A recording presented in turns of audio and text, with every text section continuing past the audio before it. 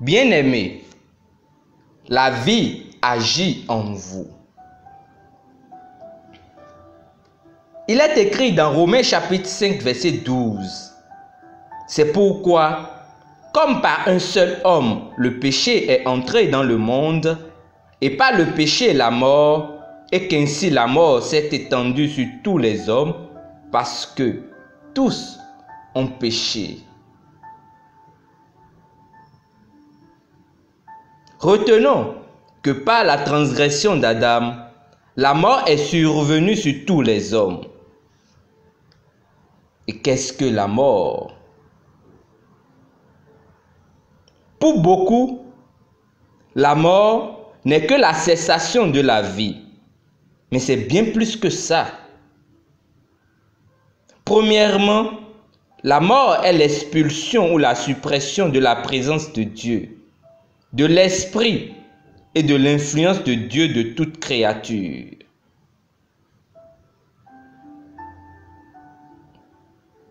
La vie provient de Dieu. Par conséquent, tout ce qui n'a pas été impacté par la présence de Dieu ou par son esprit ne peut avoir la vie. La science, avec toutes ces découvertes, ne peut ni créer ni donner la vie. Ils doivent obtenir la vie de quelque chose d'autre que Dieu a déjà créé. On peut donc tout fabriquer, mais ce sera sans vie, à moins qu'il y ait une influence ou un contact avec quelque chose qui avait déjà la vie. Deuxièmement, la mort est la corruption d'une création et sa dissolution en ses composantes originelles. Tout ce qui a la vie a été influencé par Dieu. La présence de Dieu y est et ça a été touché par l'esprit.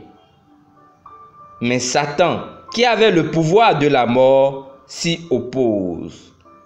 Donc, il agit dans le but d'entraîner l'expulsion ou la suppression de cette présence.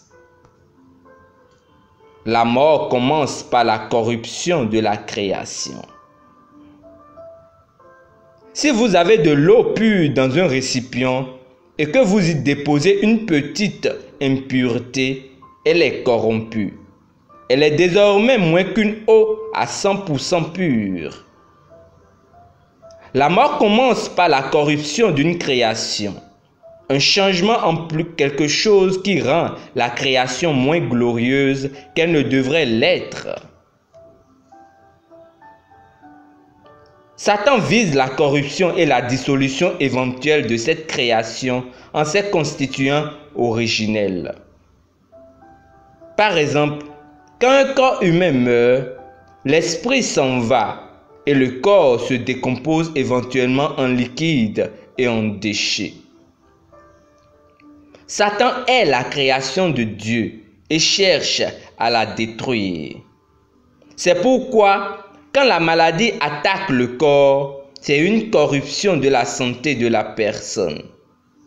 Mais grâce soit rendue à Dieu. Jésus a mis fin à la mort. La Bible dit, Jésus-Christ, qui a détruit la mort et a mis en évidence la vie et l'immortalité par l'Évangile. 2 Timothée chapitre 1, verset 10. Alléluia. La mort a été abolie. En Christ, vous êtes parvenus à l'immortalité. Alors que tout dans le monde naturel dégénère, la vie opère en vous et dans tout ce qui est lié à vous parce que vous êtes dans le royaume de vie. Vous êtes passé de la mort à la vie. Jean chapitre 5, verset 24. Romains chapitre 5, verset 17 nous dit, « Ceux qui reçoivent l'abondance de la grâce et du don de la justice régneront-ils dans la vie par Jésus-Christ, lui seul. » Confessons ensemble. Cher Père, je te remercie d'avoir mis en évidence la vie et l'immortalité par l'Évangile. Alors que la mort œuvre dans le monde, la vie opère en moi et dans tout ce qui est lié à moi.